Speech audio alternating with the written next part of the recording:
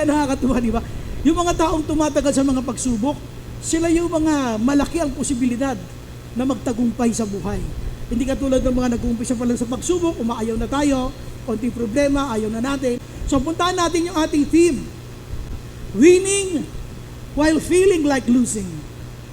Ito yung pagtatagumpay sa panahon na pakiramdam mo para ka nang gusto mo nang manlupaypay. Alam mong panalo ka, kasama mo si Lord. Pero minsan nakakaramdam ka na para kang talunan. So ngayon tanong natin dito is, kailan yung alam mong panalo ka eh. Alam mong panalo ka, kaya lang yung pakiramdam mo, talunan ka. Lahat naman tayo dumadanas sa pagsubok, pero pag masyado ng matagal, nakakapagod na. Kaya ko inilagay dito itong langgam, kaya niyang buhatin eh. Pero pag masyado ng matagal, nakakangalay na yan. Sa book of John chapter 6, we will be reading verse 1 hanggang verse 12.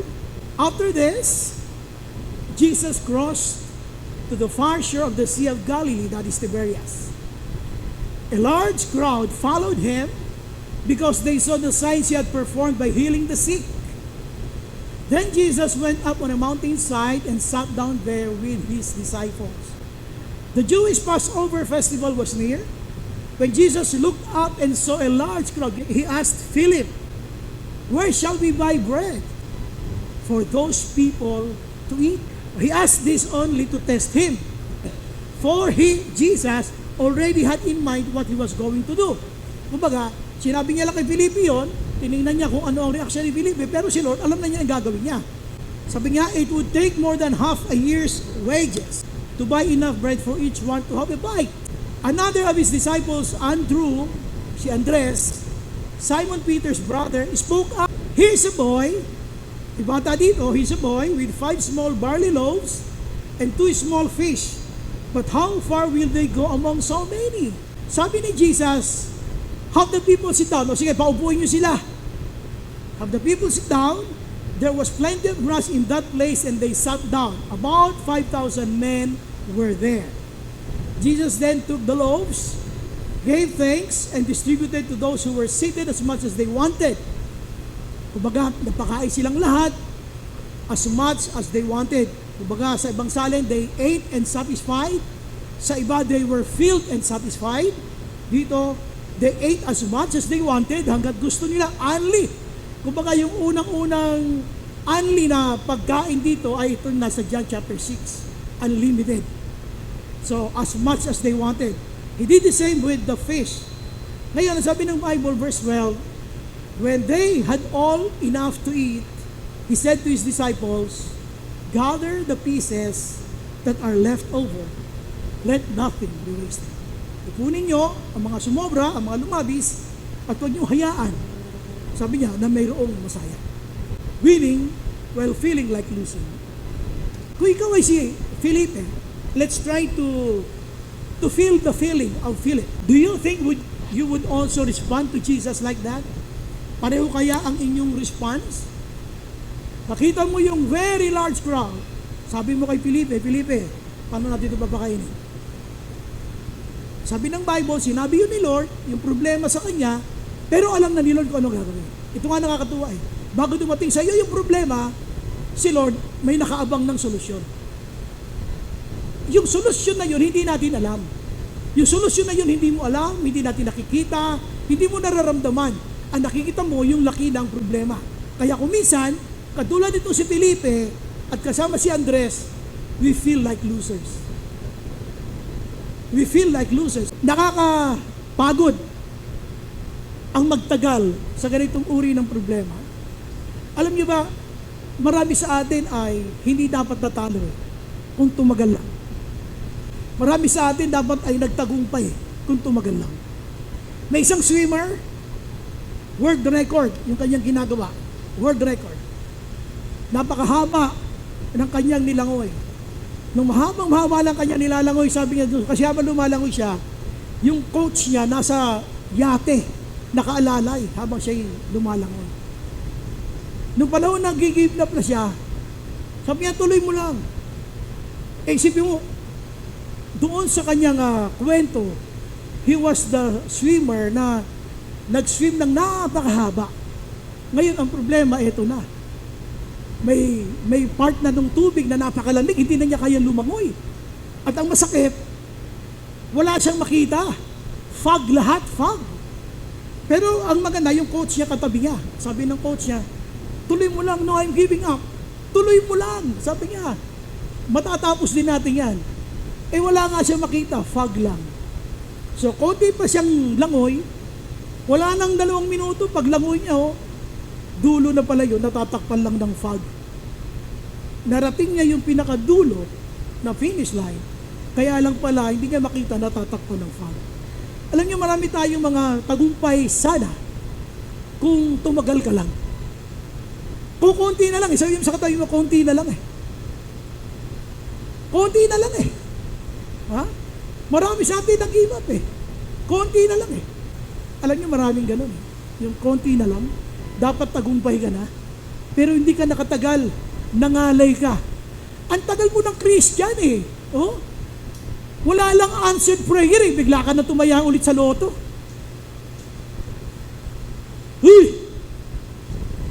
Sinasabi mo noon God will provide. Dahil wala pa yung provision pumila ka sa loto. Tapos yung t-shirt mo sa likod may nakalagay, JCIWC. Naku naman. Yung isang member ng church namin nakapila sa loto. Number 1, giving or giving up. Dito kitang-kita nyo ang solusyon. Paano ito na-solve? Nagbigay yung bata ng 5 tinapay at 2 isda at na-solve ang problema. Kaya dito kung titingnan mo, pagka ikaw ay hirap, tandaan nyo hirap ka sa pera, hirap ka sa pinansyal. Tandaan nyo, sabi ng isang pastor, the more you lack, the more you sow. Kung kailan ka kapos, doon ka magtanim. Isipin mo, ito na nga lang ang natitira sa iyo Anong ginawa mo dito? Ipinangkain mo pa. Paano mamumunga yan? Itanim mo para umani ka. When you feel like giving up, lalong-lalo na pagka sa pinansyal, tingnan nyo ang solusyon dito. Ang laki ng problema ni Philip. Nag-usap si Felipe at saka si Jesus. Sabi ni Felipe, Lord, anong gagawin natin dito sa daming tao na to? Kahit kalahating taong sweldo, kulang pa para makakain sila ng tigkakapiraso. Kaya na, kung ikaw yon, katulad ni Felipe, give up ka. Pero ang solution, not giving up, but giving.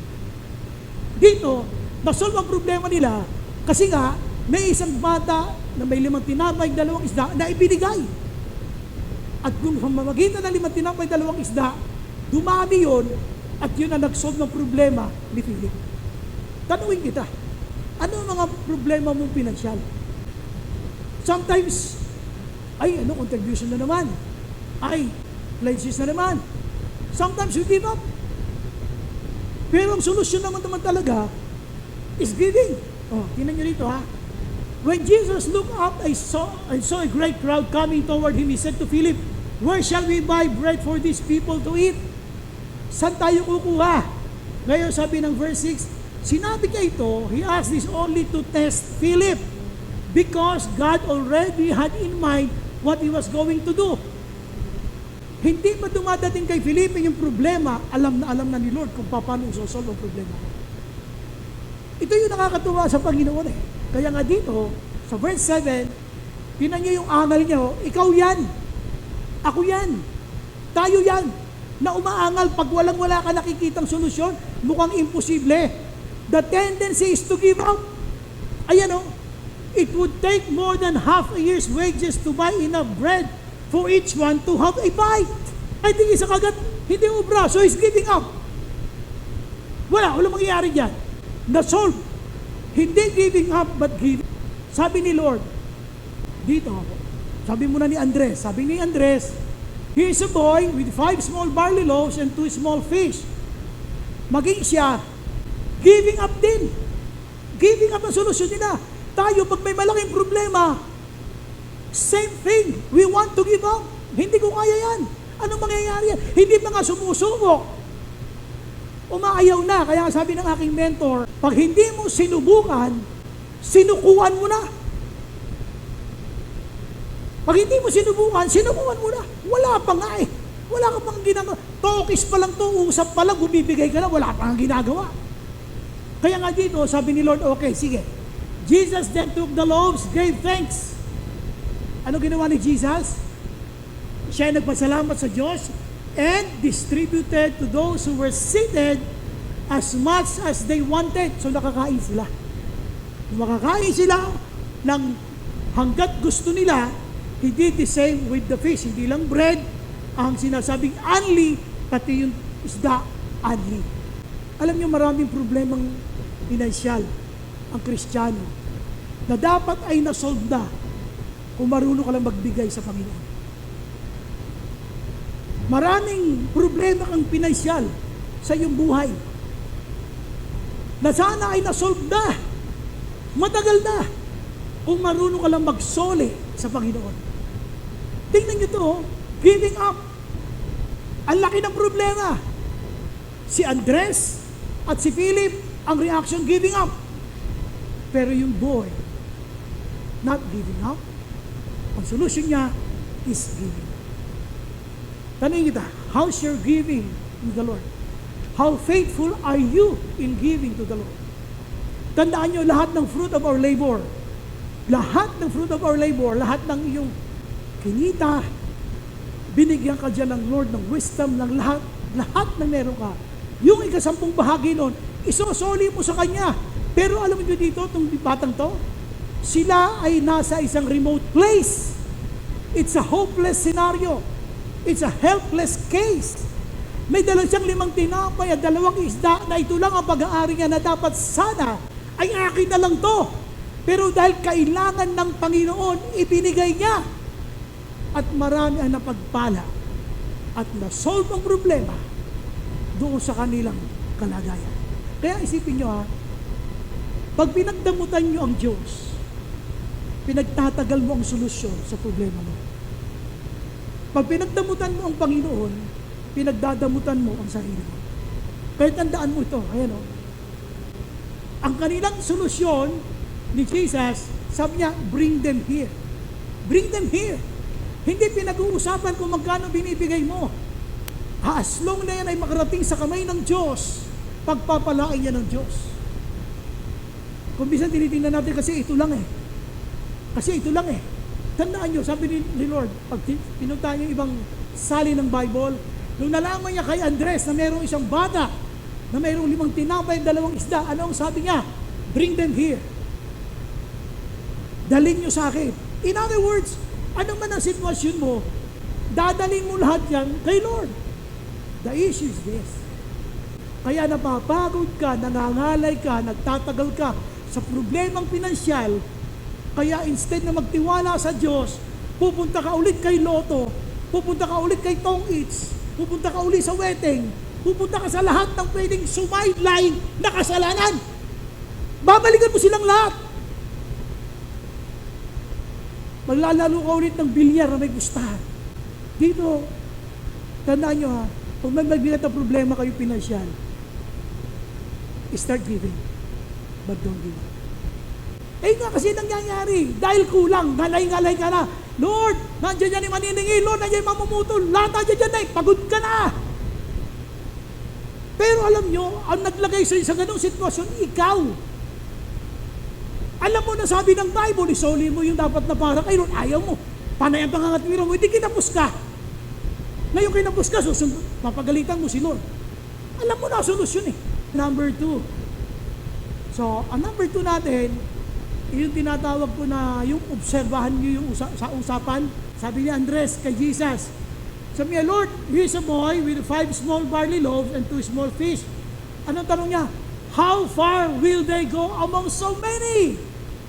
Sinasarado na nila, Lord, wag na tong option na to, Lord, wag na tong option na to, ha? Not this option. Hindi to po pwede itong 5 tinapay at 2 isda. Not this option. Nung sinabi niya kay Felipe, paano natin papakainin? Ang ganito karaming tao. Lord, kahit kalahating taong sweldo, kulang para magkaroon sila ng tigkakaisang agad. Lord, sarado na yan. Gusto na niya, isarado yung option na yon na pakainin sila. Ang gusto nga niya, yung suggestion niya sa ibang book, ay pauwiin nyo na sila. Baka mahilo pa yan sa daan, pauwiin nyo na sila. They wanted to get rid of them. Ito yung number 2. Closing or close up. Closing or close up. They wanted to close. Tingnan nyo ha. Tingnan nyo ha. Gusto nila isa natin yung usapan, Lord, hindi uubra yan. Yung plano mo, Lord, na baka sila, Lord, let's close it. Ekis yan, Lord, ekis yan. Lord, negative yan, negative. Hindi yan pwede. Sabi ni Andres, Lord, may bata dito. May 5 tinapay, 2 isda. Pero saan ito makakarating, Lord? Ekis, negative. Negative yan, Lord. Hindi yan mangyayari. Hindi yan masosolve. Pero ang sabi ni Jesus, watch me. Kaya niya pinaupo. Have the people sit down. There was plenty of grass in that place and they sat down. About 5,000 men were there. At sinasabi ni Lord, okay, sabi niyo, walang mangyayari. Tingin niyo, hindi masosolve yung problema. Watch me. So, kaya niya pinaupo so they can watch closely. Kaya close up, ayan, kumbaga naka-zoom in. Sige, sa tingin nyo, walang mangyayari, pero ako, meron akong kayang papangyarihin. Ano sabi niya rito sa verse 11? 10 yan ha, pinaupo. Pinaupo. Bakit pinaupo? Nakatayo kasi silang lahat dyan. Upo kayo para walang nakakover, makita nila lahat yung aking gagawin. In close up, makita ninyo, kayo yung mga first-hand witnesses on how I will do the miracles. Jesus then took the loaves, gave thanks, and distributed to those who were seated as much as they wanted. So, yung sinasabi nilang negative kay Jesus, affirmative. Yung sinasabi nilang negative kay Jesus, positive. Kaya pag mukhang tingin mo ay walang-wala ka lang magagawang paraan, the best thing to do is to offer what you have to Jesus. Pag ang sitwasyon ay gipit na gipit, mukhang negative, wala ka nang makita, sundin mo ang prinsipyo ng Biblia. Pag sinunod mo ang prinsipyo ng Bible, you can watch how God will make a miracle. At dito nakitang-kita natin kung paanong pinakita niya himala. Kaya sabi niya, have the people sit down. Bakit? Ba't kailangan paupuin? Kasi nga mga nakatayo eh. Pag nakaupo kayo, kita niyo si Lord. Kung paano siya gagawa ng himala, watch me. In close up, you can now see what will I do with this. Kaya, closing or close up? He asked this. Bakit niya ito sinabi? Sinabi niya lamang ito kay Felipe upang subukan si Felipe kung ano kanya maging reaksyon. At ipinakita ni Felipe ang reaksyon ng isang normal na tao. Pinakita ni Lord sa in-expose niya yung totoong nalalaman ni Felipe. Sabi niya, Lord, by intellect, using my mind, Lord, kahit kalahating taon, hindi ubra. Sa tingin mo, Felipe, wala talagang solusyon. I mean, kaya sabi niya, tingnan nyo, itong kulay red na to, tingnan nyo yung kanyang angas. Sabi ni Philip, it would take more than half a year's wages to buy enough bread for each one to have a bite. Lord, kahit kalahating taon, sweldo kulang pa kahit para makakuha sila ng tigkang isang kagat. Kaya Lord, close that option to make them eat. Huwag mo siyang isipin, Lord, yung option na pakainin ng mga taong to. Negative yan, Lord. Close mo na. Isa pang nagsalita, another disciple. Look, disciple si Andres, another of his disciples, Andrew. Anong salita naman niya? He is a boy. Ito naman yung kanya, may aksyon.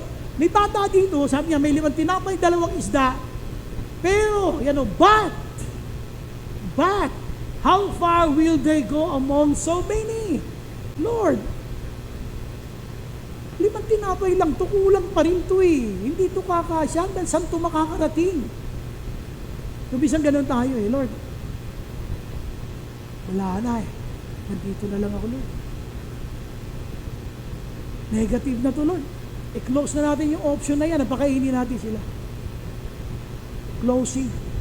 Sabi ni Lord, in close up, watch me. Upo kayo. Watch me, ha? Kung ano gagawin mo. Kinuha niya yung binigay ng bata na 5 tinapay at 2 isda na sinasabi ni Andres, saan ito makakarating? Kung isa yung akala mong walang-wala ka na, pero ibinigay mo pa rin sa Panginoon, saan ito makakarating? Lord, bahala ka na. And the Lord blessed it 1,000-fold. Ibinalik ni Lord. Kaya kung ikaw may mga pangangailangan pinansyal, ibigay mo lahat kay Lord kung ano nire-require niya sa iyo. At obserbahan mo yung pangangalay mo sa problema kaya hindi ma-solve kasi nga ayaw mong ibigay sa Kanya ng totoo yung dapat mo ibigay. Halimbawa, dapat mo ibigay kay Lord 200 pesos. Kinupitan mo ng 100. Patuloy kang mangangalay sa iyong pinansyal na panlulupaypay. Huwag mo ini-installment si Lord. Sabi niya, dalhin niyo sa aking templo ng buong buo. Ang ginagawa natin, ini-installment natin si Lord. Isuli mo sa akin ng buong buo, ibigay mo sa Kanya. Pero ayaw natin, nangangatwiran tayo. Hanggat makakalusot tayo, nilulusot natin, hindi mo alam, ikaw ang nagpapatagal ng solusyon sa problema. Gusto mo isarado Hindi yan mangyayari, Lord. No, close that option. Kaya nga, sabi ko, closing or close up? Okay, punta natin pangatlo. Di ba sila ay nabusog? Nabusog na sila. Ito number 3. Ito yung importante. Please, huwag kayong makipag-usap sa katabi nyo hanggang matapos ng third main point. Ang pangatlo natin, yung tinatawag natin na feeling, yung nabusog. Feeling or feeling up. Yan. Paano yung feeling or feel up? Feeling or feel up. Ano ang sinabi ni Lord nung sila'y mga busog? Ito basahin natin. John 6:11, Jesus then took the loaves, gave thanks, at pinakain silang lahat. Unlimited. As much as they wanted. So unlimited. Only yung bread, only yung fish. As much as they wanted. Pagdating sa verse 12, ito na. Yung mga sumobra, when they had all enough to eat, nung sila ay mga busog na, He said to His disciples, gather. Hey, this is very important. Napaka-importante ng verse 12. At sabi ng verse 12, gather the pieces that are left over. Let nothing be wasted. Kumisan tayo, kaya yung feeling, sabi nyo nabusog na, kasi sabi ng Bible, they were filled up. They ate so much and satisfied. Sa ibang salin, they were filled and satisfied. Yung feeling, ito yung nangabusog. Nangabusog sila. Pero pagkatapos mga busog, huminto na. Busog na ako Okay na. Pahinga na ako. Pag busog na tayo, ano ang tendency? Aantukin, mahihiga. Uy, kunyari hindi sila nahihiga. Di ba pagka nabusog, anong tendency? Inaantok. Kasi nga yung concentration lang yun. Meron ako dating member na nurse. Sabi ko sa kanya, why do you think pagkatapos natin kumain, inaantok tayo? Pastor, kasi ang concentration ng food lahat, sabi niya sa food, yung nasa mind mo na blood, concentration niya, nasa digestion. Kaya yung blood mo dito nababawasan, kaya inaantok ka. Mga tumataba, ako po, kaya ako tumaba, kaya ako lumaki. Isipin mo, nagtatrabaho ako sa Makati. Pag uwi ko ng bahay, Malolos Makati to Malolos, nagdadrive ka. Pagdating ko sa Malolos, nakapagluto na, nakakain na. Kung kailan gabi ako, sarap akong kumain. At pagkatapos kong kumain, konting nod ng TV, tas aantukin na ako. Antukin na ako. At doon ako lumaki. Ako yun. Ang sarap pa namang matulog kapag busog. Uy! Di ba ang sarap matulog pag busog? Yun ang nakakatakot. Yun ang binabangungot. Yung feeling, ito yung mga nakabusog. Nabusog sila. Ang problema, gusto nang magpahinga. Alam nyo ba, pag ito ay tinuloy ninyo, hindi pa tayo tapos. Sabi ni Jesus, saan sila dinala? That same day, sila ay dinala sa kabilang ibayo. At sila ay naglakbay kung saan nauna yung mga alagad doon, tapos si Jesus ay naglalakad sa tubig. Alala niyo yung kwento na yun? Iyan yung kasunod. In other words, naging matagumpay. Tingnan niyo, naging matagumpay yung pagbabakain ni Jesus ng 5 tinapay, 2 isda. So ikaw, eyewitness ka. Nakita mo yung victory, ang galing ni Lord. Ang galing ni Lord, sinolve yung problema. Ang problema, pagkatapos mo masolve yung problema, you stop. No! Back up! Sabi niya, hindi pa tayo tapos. You have to continue the journey. Kaya sabi niya, fill up. Punuin nyo to ulit ng mga sumobra. Hindi dapat masayang.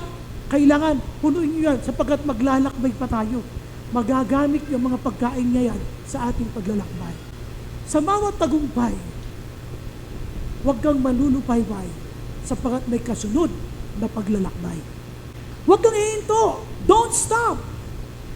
Most of us, we stop. Pagkatapos ng answered prayer, you stop. Hindi pwede yung napuno ka lang. Filling or fill up. Sabi ni Jesus, fill up. Punuin nyo yung mga basket. Fill them up. Pinuno niya. Ayan, pinuno. Ayan. Gather the pieces that are left. Nothing be wasted. Bakit? Maglalakbay sila muli. Once you experience a victory, an unanswered prayer, don't stop there. The journey must continue. Let there be more victories ahead. Ito yung nangyari. Kaya pag binasa nyo ito sa bahay mamaya, nasa sa bahay mamayang gabi, sundan nyo. Pagkatapos nito, oo nga, si Jesus, inaya silang maglakbay. At panibagong experience sa kanyang ginawa. Naglakad siya sa ibabaw ng tubig. Because it speaks of authority. Saan galing yung word na feeling or fill up? Ito siya, verse 13. So they gathered them and filled. Pinuno nilang muli yung 12 baskets. Sa bawat tagumpay, gusto nating mamahinga pagkatapos. Don't stop. Sabi ng boss kong Chinese, nagmi-meeting kami sa Traders Hotel sa Mayroas Boulevard. Sabi na aking boss, kasi silang tatlo, boss ko, mga Chinese sila, puro sila owner. So ako yung kanilang general manager, pero silang tatlo, uuwi ng mainland China yon. Dumadating lang siya dyan December. Tapos, January to December, hindi ko na naman sila makikita. Ako magpapatakbo ng kumpanya nila. One time, nag-meeting kami sa Traders Hotel dyan, sa may Ross Boulevard. Sabi nung isang Chinese, si Michael Tan, sabi niya, alam niyo ang problema sa inyo mga Pilipino? Kasi naniniwala kayo sa gulong ng palad. Alam niyo yung gulong ng palad? Ang buhay kung minsan nasa ibabaw, kung minsan nasa ilalim. Huwag niyo pinaniniwalaan kayong buhay na yun na kung minsan tayo ay nasa ibabaw at kung minsan nasa ilalim. Don't believe that lie. Sabi niya, sabi ko, why? Kasi alam niyo ba, makinig kayo, may katotohanan sinasabi niya. Kasi alam niyo ba, ang hirap pumaibabaw. Kaya pag napaibabaw ka na, huwag ka nang pamayag na mailalim ka ulit. Pagbutihin mo doon. Pero tayo nagpapahinga at matatapos sa isang tagumpay, we stop. Nagkaroon ka lang ng konting sweldo, konting sabi natin kita. One day, millionaire ka na. Gastos dito, gastos doon. Tira dito, tira doon. Mga bagay na walang kinalaman sa kayusan ng pamilya. Puro luho.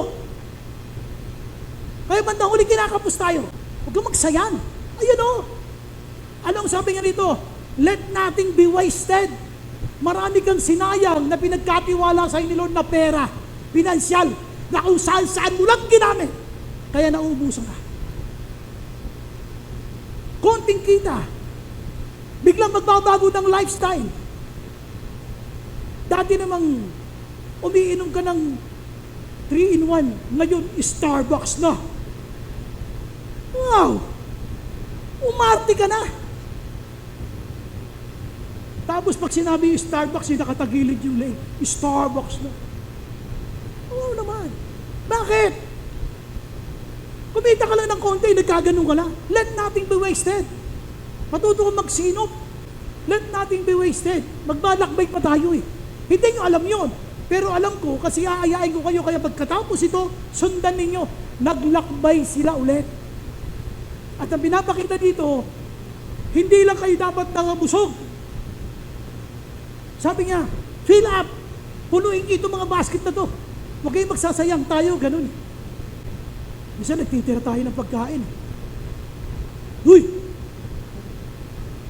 Kakapraso pa lang nabawas sa chicken. Ay, ako na. Ang arte mo. Yung iba ka kumakain ng pagbag eh. Tapos ikaw kakapraso nabawas lang sa chicken eh. Ay, ako na. Umarte na. Tanong mo katabi mo, maarte ka ba? Kami nating arte. Anong gusto pagkain? Pagpag? So they gathered them and filled because there was a greater purpose. Maglalakbay tayo muli. Ang sinasabi ko lang mga kapatid answered prayer. The problem was solved. The prayer was answered, but did not stop there. You should not stop where you are today. You have to keep going, to keep moving. Sana maintindihan niyo yun na tuwing bawat answered prayer ni Lord sa atin, huwag kang hihinto. Tuwing makakatapos ka, o mga bagong graduate, hindi siya pwede huminto, tuloy-tuloy ang paglalakbay. Yung mga bagong graduate mag-a-apply. Yung mga bagong graduate naman sa mababa pag-aaral, tuloy lang, enroll uli. Don't stop. Sabihin mo sa katabi mo, don't stop. Sa kabila naman sabi mo, don't stop. Huwag kang hihinto. Bakit ito sinabi ni Jesus? Pag binasa niyo yung buong chapter, pupunta natin yung tinatawag na context. Yung context, yung ano ba talaga pinag-uusapan? Bakit ito kinuwento lahat? Bakit ito lahat nangyari? Ano ang punto de vista ni Jesus? Ano yung point ni Lord? Bakit niyo ito binabanggit? Pupunta tayo doon sa baba. Verse 27, tingnan niyo yung babaya, ang layo. Ito kasi yung point ni Jesus. Verse 27, do not work for food. Yung tinapay kanina, huwag kayong mag-focus sa mga tinapay na napapanis. Do not work for food that spoils, but for food that endures to eternal life. Kayo mga kumikita, huwag puro panlupa iniisip nyo. Huwag puro tinapay dito sa lupa. Ang isipin nyo yung tinapay, yung nagbibigay ng buhay na tinapay. Ang sinasabi niya, huwag kayong masyadong mag-focus sa tinapay na nasisira. Tinapay, food that spoils.